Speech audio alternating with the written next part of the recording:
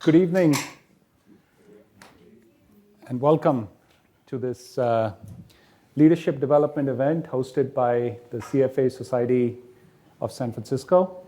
I'm Raj Manghani. I'm a board member, the CFA Society of San Francisco, which is a nonprofit organization here in the Bay Area. And what we do is we provide investment education content, career and leadership events such as this, as well as community building initiatives for the Bay Area's financial community. We have over 3,000 members that are part of our organization.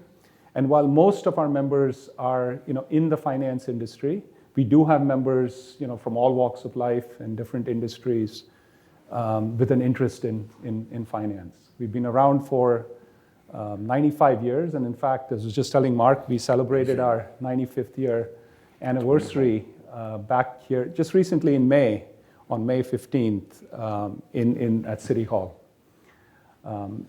It's my great pleasure to have Dr. Mark Rittenberg here with us today for this leadership chat over the next 30 minutes or so, and then we'll make sure that there's sufficient time for you to ask questions. For those of you who don't know Mark is a globally renowned communication and leadership expert, someone that I consider as a mentor and a friend. Among his many accomplishments, Mark has over 30 years of experience working with leading Fortune 1000 companies. Names from Salesforce to AT&T to Gap, you name it, where he's helped organizations build communities of excellence by enabling individuals to become true leaders by leveraging the power of communication. Mark is a distinguished teaching fellow here at UC Berkeley at the Haas School of Business, where he leads the leadership communications program for both the evening weekend MBA as well as the executive MBA program. And in his spare time, he directs and coaches other executive coaches through the Executive Coaching Institute here at Berkeley under the executive education program. Right? So I can go on and on, but hopefully that gives you a little bit about Mark's background. So Mark, welcome again. Thank you so much. Thanks so much, Raj. So before we launch into our chat, let me set the stage, Mark. So as you know, we live in interesting times, right? Very interesting times. I think that's a wonderful word. Absolutely. What some people call VUCA, volatile, uncertain, complex, and ambiguous, right? Now, on one hand, we have tremendous opportunities in front of us, right? Given the rise of technology, especially the advent of artificial intelligence and its potential to improve human lives, right? As well as the focus on things like DEI, diversity, equity, inclusion, and ESG, albeit facing some significant headwinds, right? Provide the promise of a more inclusive, equitable, and sustainable world. On the other hand, right, coming out of the global pandemic, we've seen significant economic fluctuations, including dislocations due to the forces such as trade tensions, inflation, as well as labor market shifts, which has what I would say complicated career stability, right, even for those of us that are gainfully employed, right? And then Mark, as you work with leaders and in my conversations with leaders, I find many leaders struggling in this environment to inspire their teams to collaborate, do more with less as companies continue this relentless push to greater efficiency while still expecting higher quality and never-ending innovation, right? So Mark, with that backdrop, right, how can leaders today in this environment inspire their teams and get those that they serve realize their full potential? Great question, and not an easy answer. But on the other hand, it is somewhat of an easy answer. These are very, very challenging times, and we've been here before. It's just a different version of where we have been before. And you know what really comes to mind, and again, I am such a zealot for UC Berkeley, leading public institution in the world. Everybody's welcome. There's a seat at the table for everyone. It's really about the mind and the heart of the leader. So in other words, unfortunately, most leaders or leadership development work stops at the mind. Brilliant analysis, spreadsheet, etc. But what about the heart? What about compassion? What about empathy? What about building trust? And I do feel that in much more difficult circumstances, and you know what comes to mind is Viktor Frankl's Man's Search for Meaning, how people were able to actually survive the worst, most horrible things that happened to them through, as Nelson Mandela would say, the triumph of the human spirit. So in other words, what does it mean to be a human being? Take off the mask of the leader, take off the mask, male or female, and be a human, relating to a human with compassion, with empathy, with humanity. And I'm finding more and more that people who in fact think that way, it doesn't change the situation at large, but it gives people a moment of hope and some hope to go on, to hopefully find some possibility in the myriad of the complexity. It's about heart work. Berkeley is known as the only brand name school that does heart work in an MBA program and an engineering program. Great. So, Mark, thank you for that. So you talked about, the mind and heart of a leader, and you focused on the heart.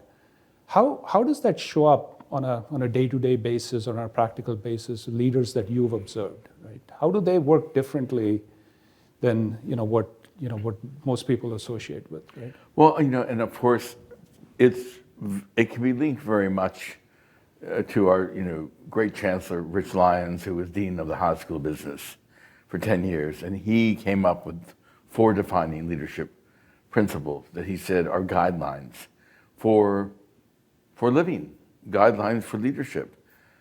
What does it mean to have confidence without attitude, or confidence with humility? Don't tell me how wonderful you are.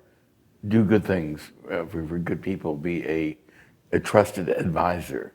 Be a leader who, in fact, cares deeply for others. Students always lifelong learning. Beyond yourself, what have you done for somebody else lately? Who have you helped that's not as lucky as you are? Who have you stood up for? Because maybe they can't stand up for themselves. And then Berkeley, through and through, question the status quo. Nobody just takes the answer. It's questioned. I don't agree. That's not the way I want to go. And there's this wonderful consternation, almost a constructive contention that let's find other ways. So to me, it's very, very much, well, what are your values? As a leader, are you living by any values, or are you just looking at the dollar sign? And many just, oh my God, we have to do better this quarter. What happened to the trust? There's a leader I just worked with in England, amazing man, in charge of a very significant company, a very significant group of people. And I asked him, what is your number one value? He said, it's family. And we went to his house actually for lunch the Sunday before the workshop started on Monday, and I've never seen anything like it. This beautiful family. He cooked this incredible feast. And then when we came back with his work group, he was exactly the same as he was with his family. And they were all telling us, and they're high flyers, they're sales vice presidents, doing billions of dollars of work. And I said, what's going on with you people? They said, we love each other. I said, oh, come on. We love each other. England, the British, you kidding? They said, we have the results, we're getting the results, and we love being together. we are a family. So it's that family value that actually comes very, very strongly in these times. Can we become a family and really have each other's back? Right. So Mark, just taking that concept of family, say I'm a leader in an organization, Yep. right, that is having some challenges. So my growth has slowed, I have cost pressures. The people that report to me are not working as well as they should be working together, right? They're part of my extended family, right? There's conflict. How can I, as a leader, resolve some of these conflicts and get people to work more closely together, right? Well, the first thing is you can actually embrace the power of dialogue. Let's talk about it. Let's name it. Let's actually have a fireside chat. Let's talk about what's working for me and what is it that needs work. Another leader I coach in the Silicon Valley, major company, multi-billion-dollar company, and he, every Friday, has people into his office, the new leaders, because he wants to know, what do we need to do here that will make you stay? I don't want you to cross the street. I want you to stay. What do you need? And he just sits there and takes it down and brings in beautiful food and these kinds of things. So to me, what it's really about is speaking to the people. What do the people need? It's also becoming the leader's coach. We run a coaching institute. In fact, I'm off tomorrow to Tokyo to do Coaching Institute number 48. I only want to do one, but then I met these students who said, no, you can't stop there. And now we're at the 48th Coaching Institute from all over the world, Berkeley, Italy, Bangkok, and the first one in Tokyo. If you become a coach, you actually work with your people in a different way. First of all, you work with compassion, you work with empathy, and you're not a bully, male or female. Male or female, you're not a bully. It's you ask questions. Tell me, what's going on? How can I help make your life better? What do you need from me, the leader? Who do you need to actually work with more closely? Versus, you see, Raj, I told you once again, you blew it, you did that wrong, so full of blame and judgment, and now you're feeling smaller and smaller versus, Raj, you're doing some great, great stuff. What else do you need to do to open up another channel that will actually help us move even more strongly down the highway? So it's to become a coach for your people. My particular mission, before I die, which I hope isn't too soon, every organization, profit and nonprofit, public sector, private sector, needs to become a coaching community. Everyone needs to be a coach. I'm your coach, you're my coach, peer coaching. Everybody has someone to turn to. And that's from the senior vice president right down to the beautiful woman who pushes the cart serving tea and coffee. She's also a coach. She has a right to be coached. Everybody has a right to have a sounding board. And so that's what I advocate. I love that, Mark. So leader as a coach, how is that different from being a mentor or an advisor? Because from time to time as a leader, people are going to ask you for your advice, right? Sure. They ask you for mentoring. So is it the same or are they Not different? the same at all. First of all, advising is not a bad thing if that is the way the setup is. So for instance, there are some things where I'm going to be the advisor. I need us all to go to Washington, D.C. to lobby for X. We're not going to have a conversation about should we or shouldn't we. I need you to go. So that's a situation of trusted advisor. I'm asking you to do that. Mentor, the difference is I talk about what I did and you can learn from my example. So for instance, one of the greatest mentors that ever walked the face of the earth, a man named Bob Galvin, and he was the founder and CEO of Motorola. I used to have him at my leadership seminars, and Bob would come in to a group just like this, and I say, you got 45 minutes, and he'd go and say hello to each of you and ask you how your family was, and I'm watching the clock, and say, Bob, we only have about 6 minutes left, and he said, I only need 3. That's how I built Motorola, by checking in with the people. How's your family? How are you doing? Do you have enough time with your family? And then he pulled out this huge roll of paper, and then he said, and these were our results. Not too shabby, and you just saw it was off the charts, all over the place in terms of profitability. He bet on the people. His bet was the people are good. They are our power. And he told them how he succeeded in Motorola. The difference between coaching and mentorship is I'm not going to talk about what worked for me in Motorola. I'm going to say to you, Raj, so what do you think you can do as a board member of this illustrious organization that can actually reach out to more people who in fact don't even know who you people are but can benefit from your services? How do you think you can bring in some of the unchartered folks that are not signed up? And you say, well, Mark, what would you do? Say, that's not the question. The question is, what would you do? Because I want you to become independent in your thinking. I know how to do it, but you're not going to become independent if I give you the answer. Asking instead of telling. Yeah, nothing wrong with mentorship if that's what's needed in this moment. If you're going to become a lifeguard, I suggest you get a mentor, not a coach, because I'd like you to save people in terms of, if someone's drowning, there's not a kind of different way of like, let's make sure we don't let anyone drown. Great, Mark. So Mark, what are some qualities or superpowers of a leader as a coach? As a coach? As a communication skills. What are some of these qualities that make great leaders? As coaches or great leaders, as leaders, or I just want to know a little bit more. Just as leaders as you define it. Okay, so for me, first of all, every authentic leader has 5 powers. Power of presence, power of communication, power of conviction, power of intention, power of knowledge. Presence. Presence is, I have the right to be there. So you see people that have presence. Gandhi had great presence. Mother Teresa, Nelson Mandela. These people have presence because there's something I have to teach. Communication. Power of communication. Can your audience understand you? No. Well, then you need to change the movie. Why can't they understand you? Why are you using 80 more words than you need to? Power of conviction. What do you believe in?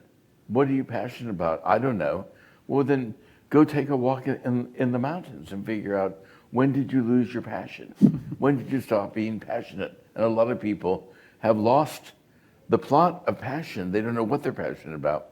Power of intention. Why are we meeting on Tuesday? Why are we a high-impact team? Why are we an international team? Those questions need to be answered. And power of knowledge is, are you studying? Are you up to speed? Are you aware of the competition that's meeting 10 minutes from here to put you out of business? Oh, I didn't even think of that. Well, why didn't you think of that? I mean, this is the Wild West out here. And part of it is quite exciting. In other words, new companies are springing up all the time because they have a better solution, a cheaper way of like doing things.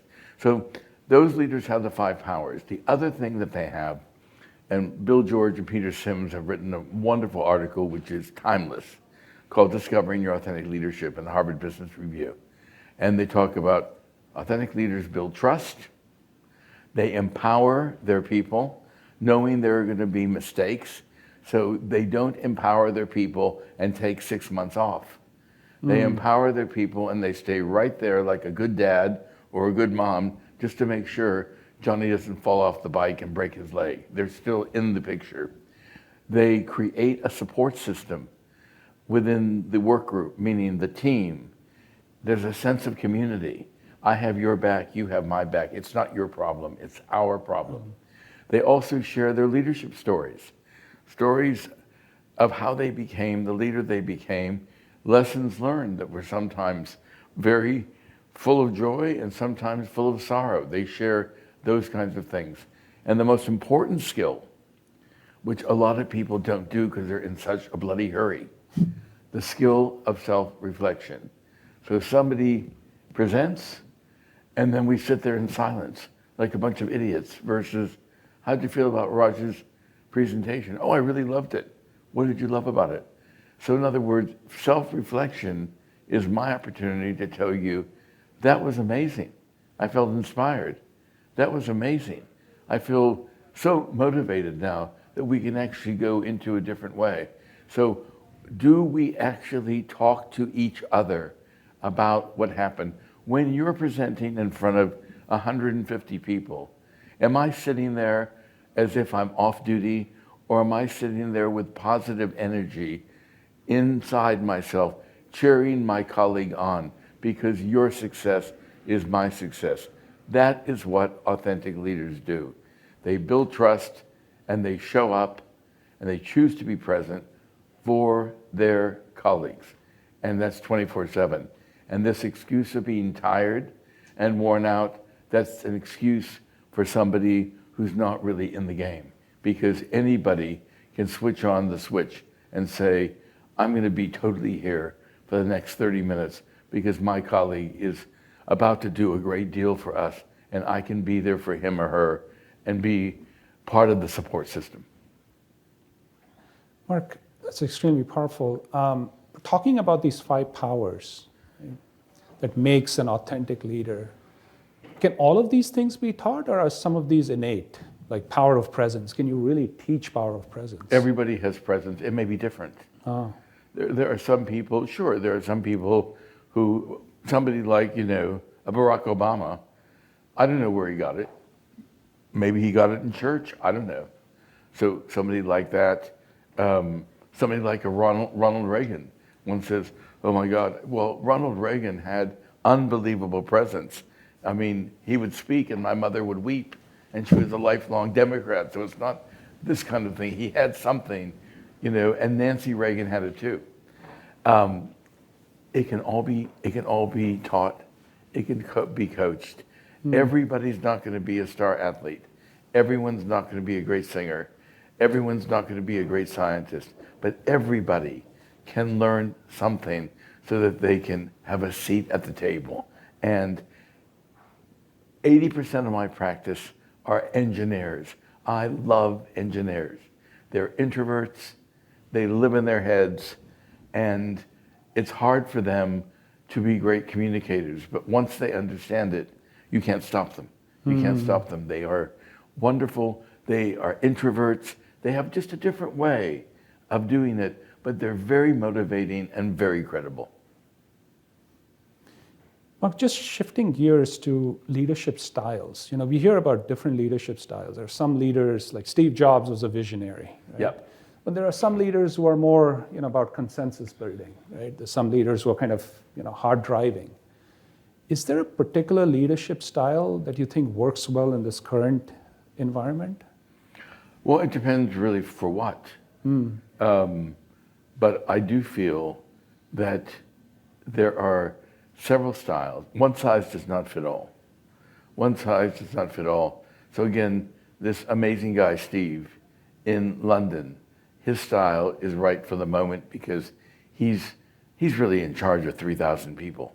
And he believes family first, and he believes in the power of forgiveness and the power of presence and trust. So that's very, very much his.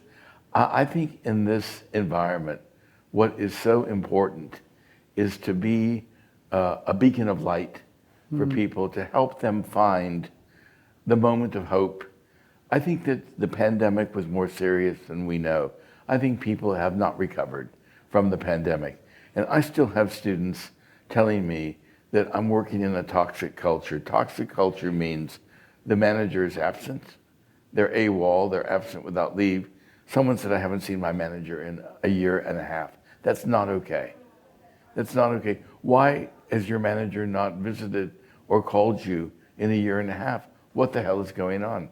This virtual workplace needs some attention. It's okay if in fact we make the efforts to be together. So I think more than anything, it's important during these times to be visible, to be consistent, and to be 3 A's we work with a lot in leadership: power of appreciation, power of acknowledgement, and the power of apology. When did you last appreciate somebody and say it out loud? When did you last acknowledge that somebody came in 5 hours early before their kid's soccer game? That means they came in at 3 in the morning to take one for the team. Did you even say thank you? A lot of people have not even heard the word thank you. I don't know how they were raised. The person came in at 3 a.m. Can't you say thank you to the mom that came in and now she's going to her daughter's soccer game? And then the last one, the power of apology. None of us are perfect.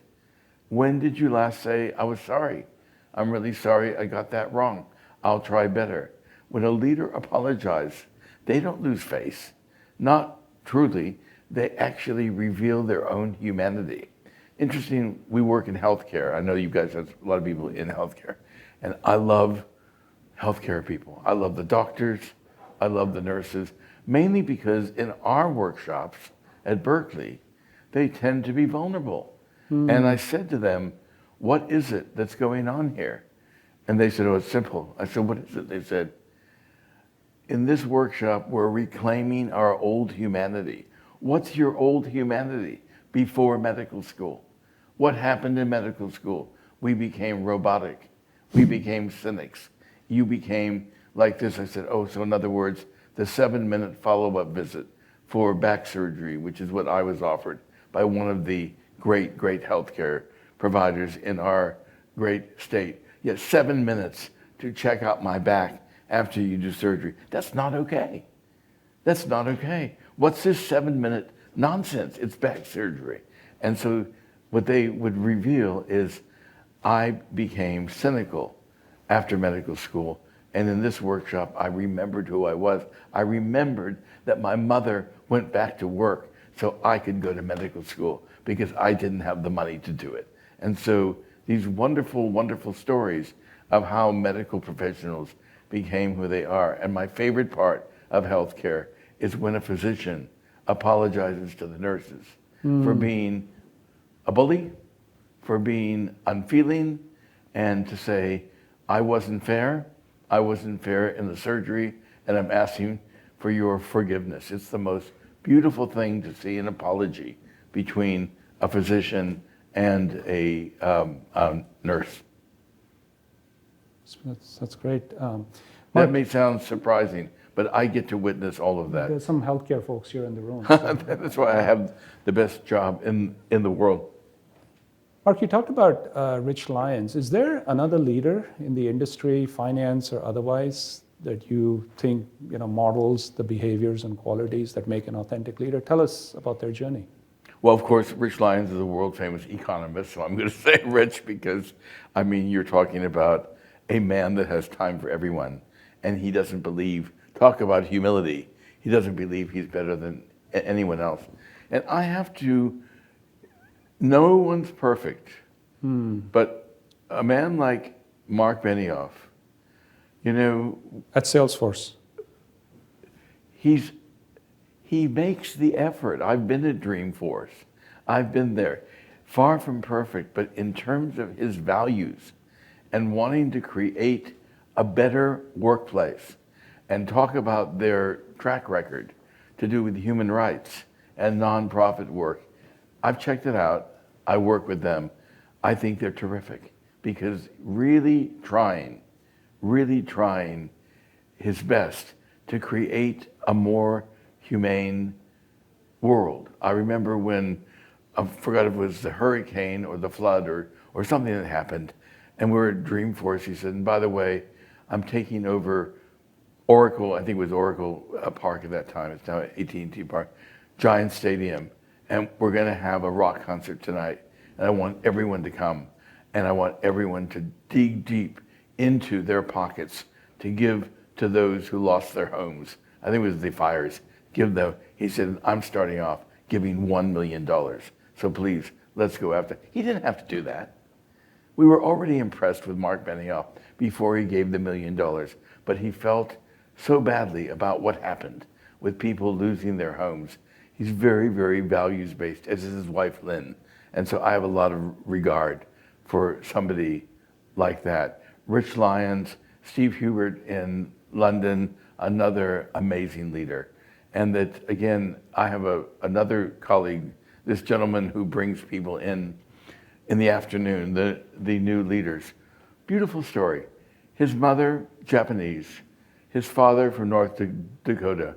Father passes away at age 12. The mother speaks 40 words of English. No complaining. She goes to work. They live in Cupertino. So he goes to work in the GM plant, putting hoses together. That's all she can do. Never complains once. Saves enough money. Sends her son to Berkeley. He finishes in 3 years, so his mom doesn't have to suffer. And he's become one of the greatest icons of this company, living the values that his mother taught him at that time. You see, it's, for me, the American story. The American story that still interests me is the hard work, the suffering, and you somewhere had a breakthrough because you had a mother that didn't actually feel she was a victim despite her English proficiency, and she actually sent you to school, which was amazing. There is hope. Mark, I can keep asking you questions, but let's open Sure. it up to our audience. Look at this beautiful audience, yeah. full of smiles. Daniel is going to pass the mic around, so let's hear from our audience. I'm sure there are some questions. Thank you so much for the wonderful talk. And my question to Dr. Rittenberg is, I have worked in the past for funds that manage companies in financial distress, and you never know when you're going to be laid off. And how do you build trust? How do you inspire others? How do you create this environment of collaboration in a place like that? When you never know what's coming down the pike. Yeah, you never know if you're on the list. So, like, how do you inspire your team given these circumstances? You may not have a job. How are you going to inspire others? Yeah, well, that's a great question. And that's sort of part of the good, bad, and the ugly. But the idea is there's a difference between layoffs, see you later, have a great life, and layoffs, I'm really sorry this happened. Let's sit down and let's take a look at the possibilities and let me help you find another job. I'm a little bit obsessed with the movie, you can ask my wife, 6 Degrees of Separation. Because I can see you also know that movie. Because everybody knows someone. It's just amazing how people do not leverage that. So in other words, it might be my cousin and we can help each other find the next nirvana, find the next Shangri-La. But it takes work, and I just know that if I'm on that team and there's going to be a layoff, I'm going to have great respect and great regard for that individual who says, I will help you. I will help you network. I will leverage my network.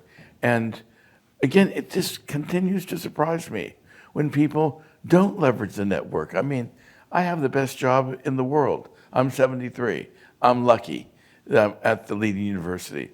But I know a million people. And if something happened to you, I barely know you or something, I wouldn't care if you called me up and said, do you know anybody in this industry? And I'd be more than happy to make the connection.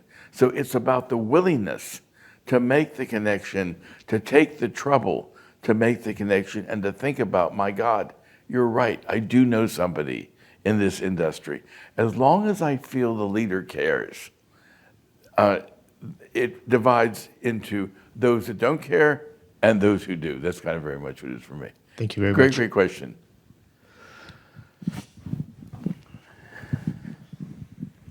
Thank you.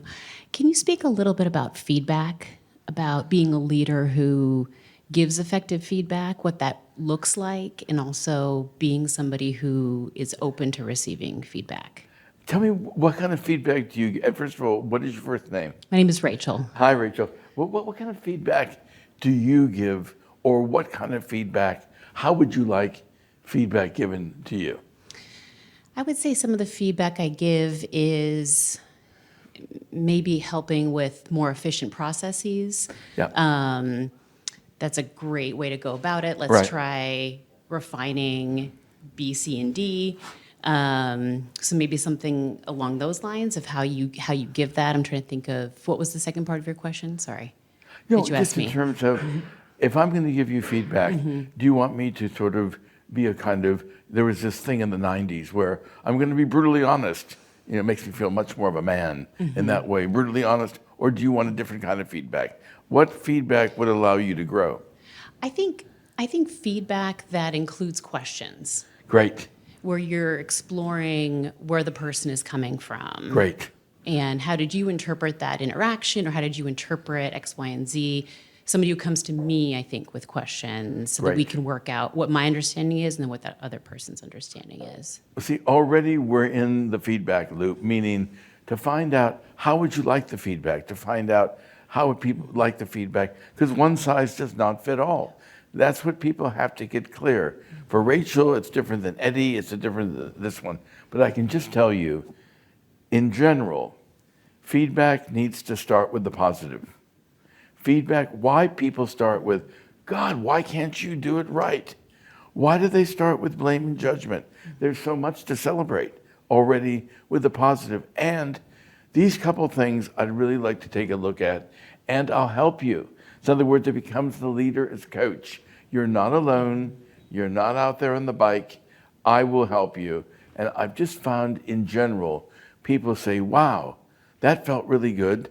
It sounds like I'm just about batting 1,000 and I need to do better maybe with people skills or procedures or those kinds of things. But what she had to say or what he had to say was so positive. That was already a gift in that way. So that's it, to start with the positive. My friends in the big consulting groups found this shocking when I said this, when I said, why do you people go in there with the gun loaded? Well, I said, why don't you just say it? Because you get paid big bucks and you think that basically people want to be blown out of the water. They don't actually. They want to feel like there's a future, there's a tomorrow, and always a positive. There's so much more positive than negative, and I can talk about what needs work, but that again, I won't abandon you. I'll help you. Thank you. Okay? Thank you. To the best of my ability.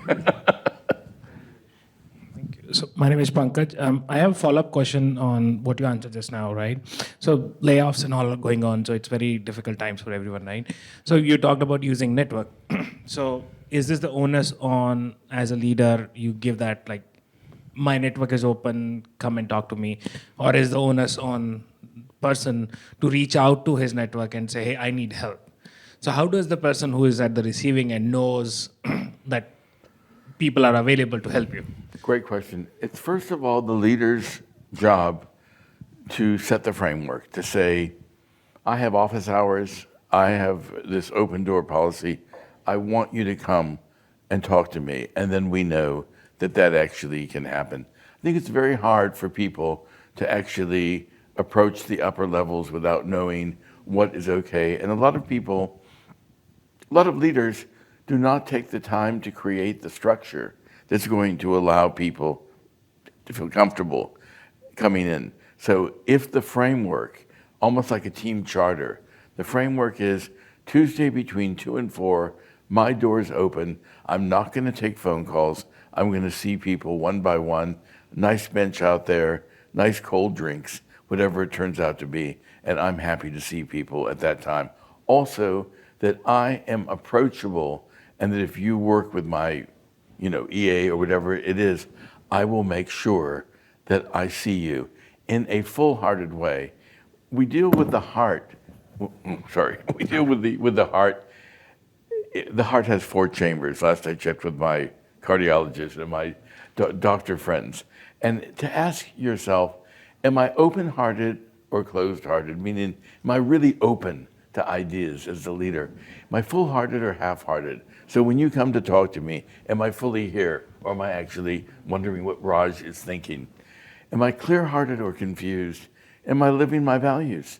Or am I kind of, well, I can't live the values if we're losing money. That's not nonsense. In other words, to be clear-hearted, I'm living those values. And strong-hearted or weak-hearted, can I say what's so in a respectful way versus weak-hearted, how's everything going? Great. And then I go to Rachel and say, he doesn't really have it. I mean, third-party conversation is one of the most destructive behaviors in the workplace. Why can't we talk to each other like human beings? Why can't we work together as human beings? One of the most negative terms I ever heard from a large company was, I need to give him a get well plan. How dare you? A get well plan. They're not sick. They maybe have an issue. Why do you need to put them down? Does that make you feel better about you? A get well plan versus let's work on helping you become a stronger leader. Something like that's much, much better.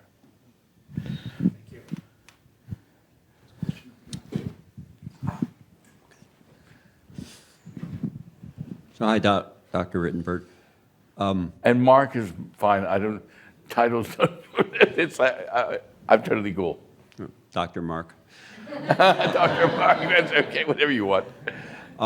So I think we would, I don't want to speak for anybody else, but I think we'd all agree that there's a lot of leaders that lack leadership skills. There's a lot of people who want to be leaders who also lack leadership skills. These things aren't really taught in schools other than maybe Berkeley and its heart-led leadership. What's the best way for them? What is the best channel for them, for existing leaders or prospective leaders, to build those skills? Where do they get that information? Where do they get the skills? Where do they get the skills? Well, first of all, I mean, our MBA program is really, I mean, our MBA program is actually probably, I think it's the number one in the country. Short of Berkeley.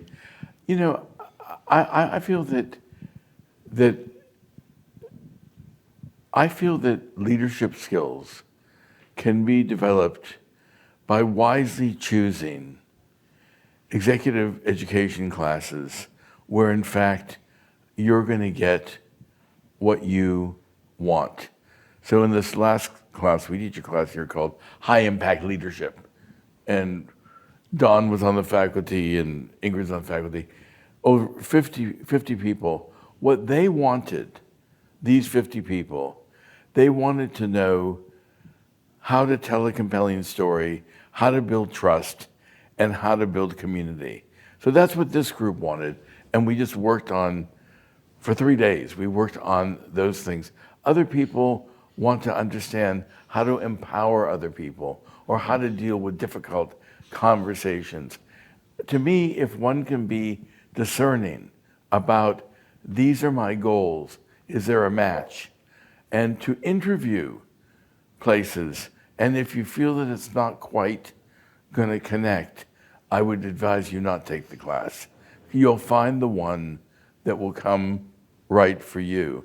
And there's a lot of freebies on the market also in terms of LinkedIn and lots of seminars that have great, great value. It's to do with what the belief system is of the presenters to see if there's a match there. But you'd be most welcome at High Impact Leadership or any of the ones that we do here, because it really brings in a cross-section of people from all over the world.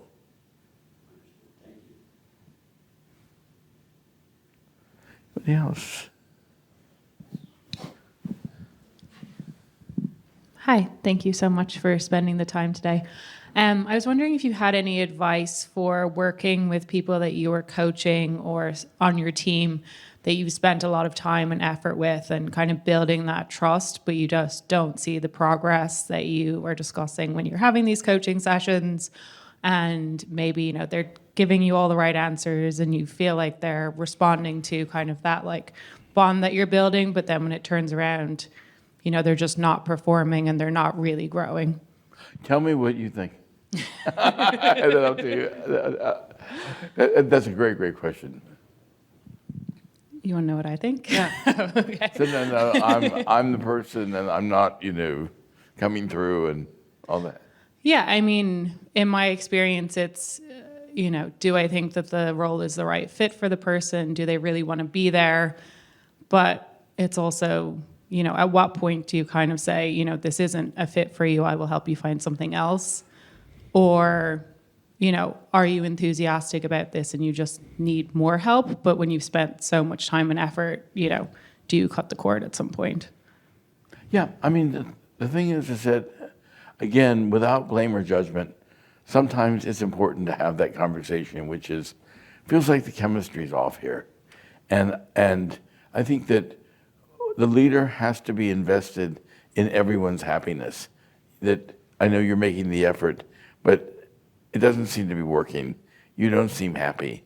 And what is it that might make you happier than you are now? To really have that conversation. And very often, a situation like that, I will have a third person, which maybe is one of their colleagues. Or again, I don't want to bring in the big guns and feel like they're surrounded. But would you like to have another person there who can just be a little bit objective so we can actually talk about what's going on? Sometimes it is chemistry. It's just not the right fit. There's nothing wrong with the person, and they will soar if they're in another situation. And if it's a true work-related problem to do with competency, that is not the coach. That's not a client for a coach. That's the industrial psychologist, where they're going to actually work out what it is for the person, if there is a future for them, depending what the barrier is to them actually being successful. But what's important is not to live too long with the negativity, because it tends to cover up other things and it tends to spread. Sort of like in a classroom, one student taking up all the airtime, and suddenly my attention. So we have millions of students here, but I'll get the odd student, which is just, I don't like this, and this isn't why I came here, and so forth. And I'll have that conversation a couple times, and then I'll take them out for coffee to say, can you just tell me what it is that you really want? So would you like to change classes? Because I can help you do that, but you just don't seem happy. And usually there's something else going on, maybe something in their private life or whatever it turns out to be. And just by having the conversation, it might shift.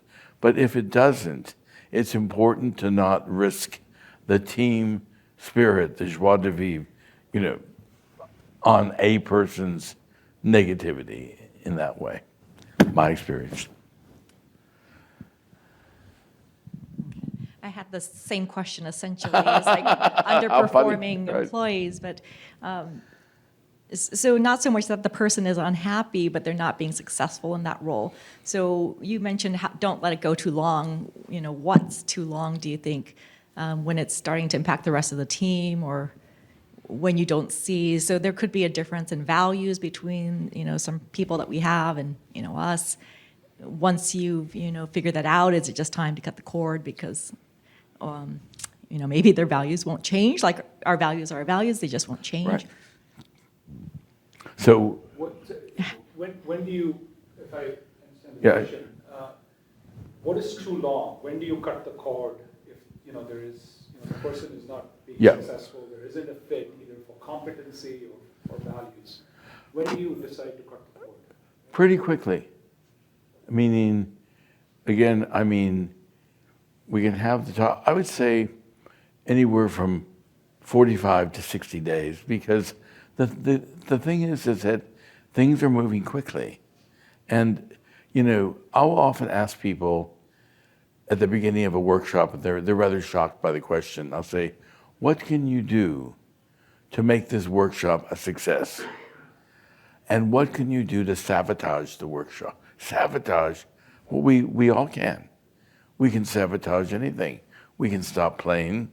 We can stop being part of it. We can stop supporting each other here. And I just feel that in a work group, you have a responsibility to the other people that are there. And that it's the Haas principle, beyond yourself. It's not about you. This isn't all about you. That's high self-orientation. Let's talk about what your needs are, and let's see if there's a match. But I'm pretty hardcore when it comes to taking the goodness of the group and messing around with that because of one's own discontent. I'm actually, I care more about the group than I do about someone's issue that they may have. And I'll be glad to help them, but I'm not going to do it at the expense of the team.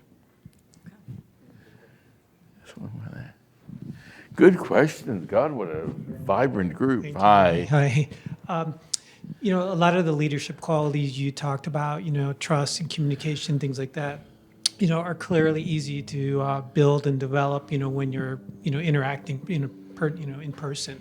How do you differentiate, when you're working with people who are, remote workers, virtual and such, in terms of really trying to build on those, those qualities of being a good leader and such, when it's clearly more difficult to build a relationship of trust online versus sitting here together? Wonderful question, and welcome to our world. Yeah. It's an online world. And what I've seen is that, for instance, with the coaching institutes, we do some online and we do some live. Do I prefer live? Sure I do.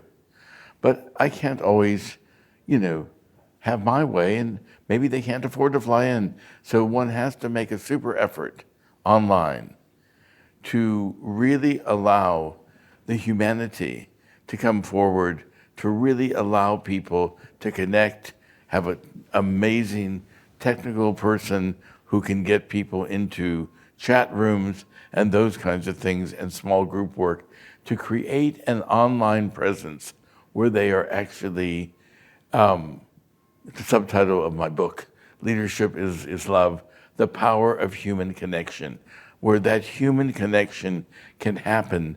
And I'm pleased to say that they report feeling like I've known you my whole life, and they've never even been in the same room. And so it's to do with your power of intention, that you want to create professional connection. You want to connect community.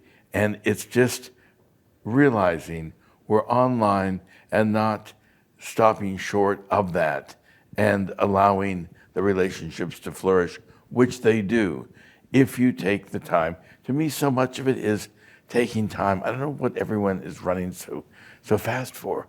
Why are we in such a hurry? Why do you only have 10 minutes to meet? Why do you gotta go? Where are you going to?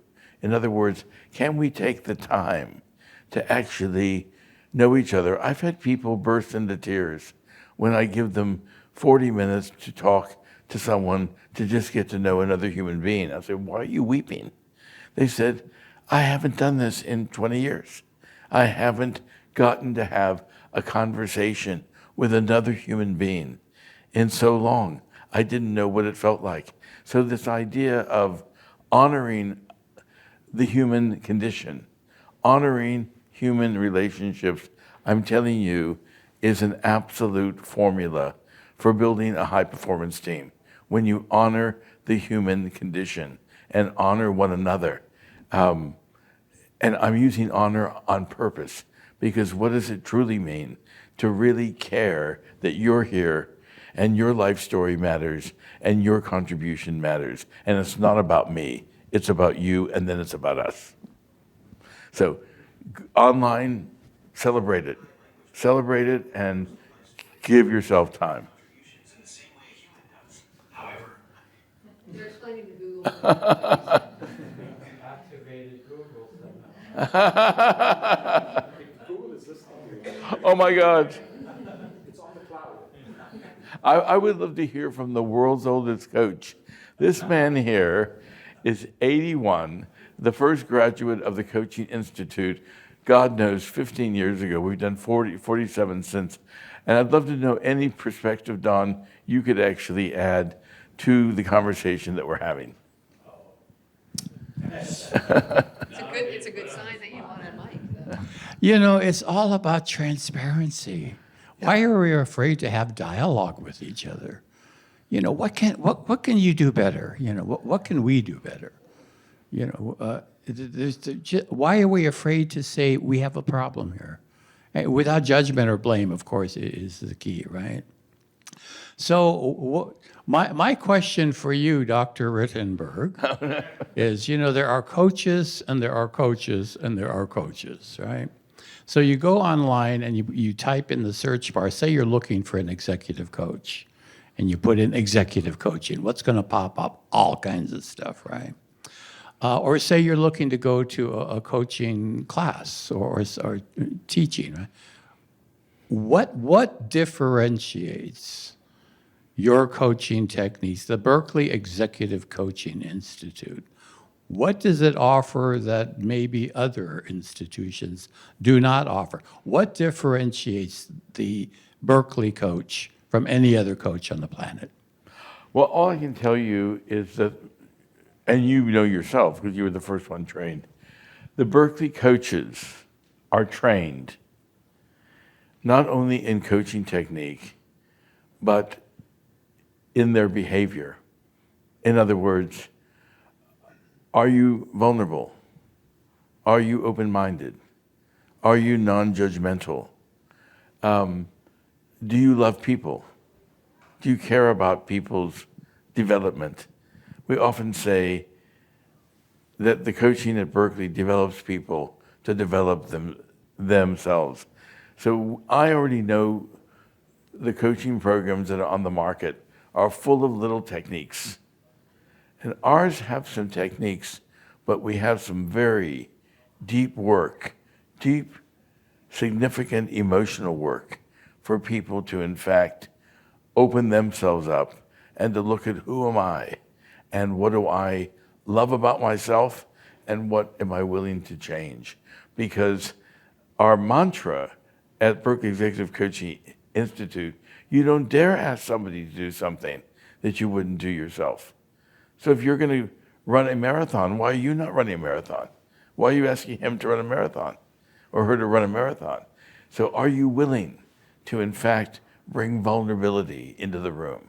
Are you willing to bring open-mindedness into the room? And that's very, very much, that's why our coaching program is so intensive. We're very interested in collaboration. How do you collaborate with a stranger on something that you have nothing in common with? How do you find the common ground? One of the things that we do in the training of coaches, I know it's going to sound very weird, is that they have to do a scene from a play. And online, can you imagine that? Never seen the person, but they're actually in a box doing something like Macbeth or whatever. But we do that. Can you make it work with two forces and create beautiful language, a beautiful story, and all those kinds of things? Can you do that? And it's amazing to see when the heart is willing, how people can actually collaborate and find common ground in something like that. So our work in the Institute is about collaboration. It's about unleashing human potential. I mean, the stories that we hear of you're not good enough and you were never good enough and this one put me down and this choir teacher said at Christmas, just mouthed the words during the Christmas carol, you sound terrible. I just heard about it today. I just coached a very prominent woman on a TED Talk that came out. I'll send it out to you. Susan Winchester, very prominent executive VP of Applied Materials and other companies that she worked. And she told her story in a TED Talk, which she said, I was put down my entire life. And I spent more than half my life trying to find a way to feel better about myself. And I finally found the answers in the last couple of years. And to be able to admit that, she's going to change 1 million lives. Because this famous EVP, if she can say, I was drowning and I found support, I found someone who actually gave me their shoulder, then everybody can. This is the whole thing about community. I believe that we need each other more than ever before. This is not a world that we can actually go it on our own. And if we have one person, whether it's a peer coach or one friend, that can help me get through this challenge, already you're in a much, much better situation. People do not want to be the only one. They don't want to feel like the odd person out. They want to feel like they're part of something greater. And that's what we do in the coaching, that we help them find their place in a myriad of, a division, a possibility, and so forth. Anything else? There's one there. Good questions. My God, you guys get an A. You'd get an A in my MBA class now, right? Hi, I'm Jen. I was wondering if you could share some thoughts around, I guess, as a more kind of mid-level on an arc of a career, how to think about how and when to utilize coaching services, because I have different friends in different industries who have talked about using coaches at various points, but I have never quite known how to think about if it's using your network to find a coach that's specific to your industry, or if it's a point in time with a specific problem, or you think about a coaching relationship being a more longer term, like multi-year. So just Sure. Any thoughts you have on that would be really helpful. Yeah, all I really have to say about that is that if you're looking for a mentor, then you need to interview people from your industry. It's not going to help you to sort of have somebody who created a tile factory and you're actually a finance person. I believe that the best coach knows nothing about your industry because there's no bias. There's no bias whatsoever. But you still interview them. That when someone tells me, we have 1,100 coaches at Berkeley Executive Coaching Institute. You can't interview all 1,100 unless you want to. But the idea is to interview at least 5 or 6 and tell them, this is what I'm looking for, and to trust your instinct when they answer. Was that robotic? Was that real? Was that who they really, really are? Because your instinct will never fail you. You will know exactly that's somebody I can work with. I know that for myself at this stage, and I'm still being coached. I'll be coached till the day I die. I want someone who is, first of all, respectful, and then I want them to push me. Because I know all the techniques of being the best escape artist you can possibly come up with. I've seen it all. I'm 73. I've seen it. I don't want to escape. I want someone to absolutely go for me. So in writing this book, which I've taken quite a long time, this one coach said to me, and by the way, is it ever going to be published? Wow. I don't believe you just said that. Well, I'm waiting. I'd love to read it. Will I have a chance to read it in this lifetime? And I was pretty pissed off and sort of went home and say, my God, who they think they are? And then I said, who they are is a loving human being who wants me to follow my commitment and to get something done that can be a gift to the universe. A good coach is not namby-pamby. A good coach is going to push in just enough to get you to be all that you can be. Because again, I have this whole thing about potential. I believe, and I'm really being honest, that people are using about 11 to 12% of the potential that's in them in the workplace. Let's bring in a specialist. Let's bring in someone who really knows. But she's sitting right here. Why are you bringing someone in? I thought we had no money. This kind of thing. Why are you bringing in more people? She's right here. He's right here. So if we can just allow people to develop themselves so that we can really celebrate the gifts and talents that everybody has, we're going to have a much higher impact team than we ever had before. And I keep finding this out.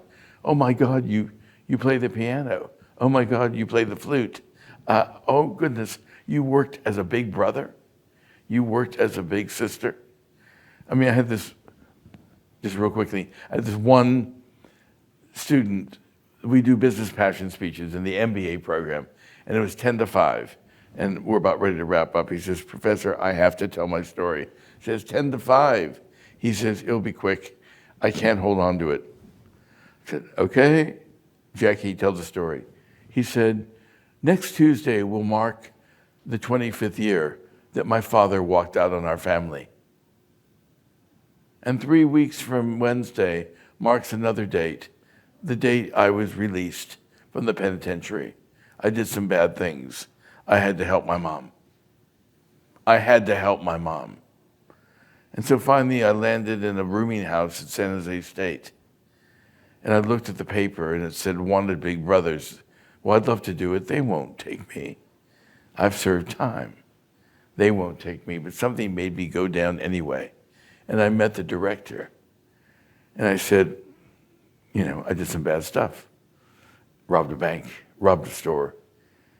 And he looked me right in the eye with deep blue eyes and he said, so did I. So did I. He said, you want to give it a shot? These kids need role models. He says, am I a role model? I said, sounds like you are. And he then put up this slide of this beautiful kid graduating high school. And he said, I'm paying his way. I've managed to save for his college. Johnny's going to go to college. He's the center of my universe. That kind of thing. And then he said to the MBA group, if any of you care to be big brothers or big sisters, I'll be your sponsor. It's the greatest job in the world. There were 18 kids in the class, 11 put up their hands.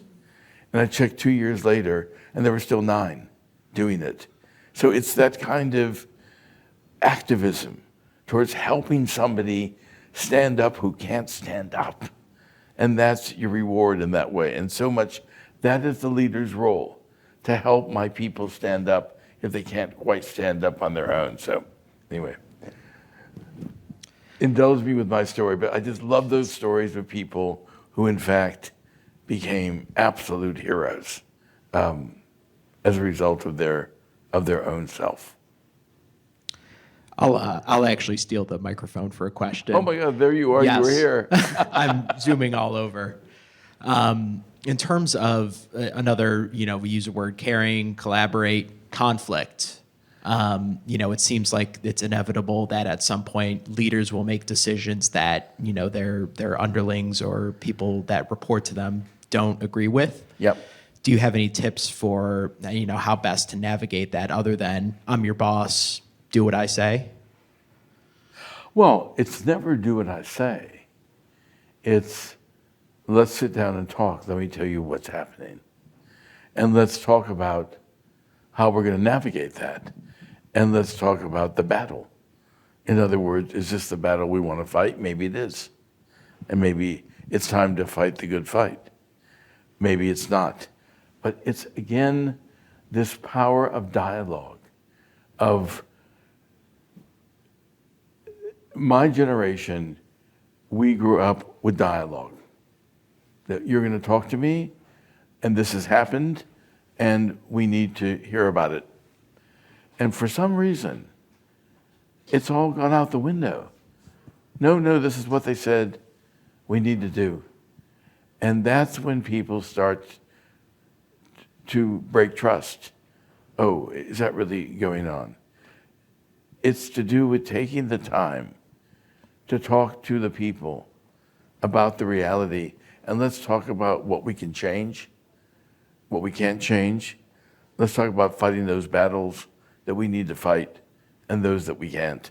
So it's just very, very strong in my mind. Communication is a discipline. You do it forever and you never arrive. It's a discipline. And when it's not done, your chance of losing trust is huge. We'll take one more question.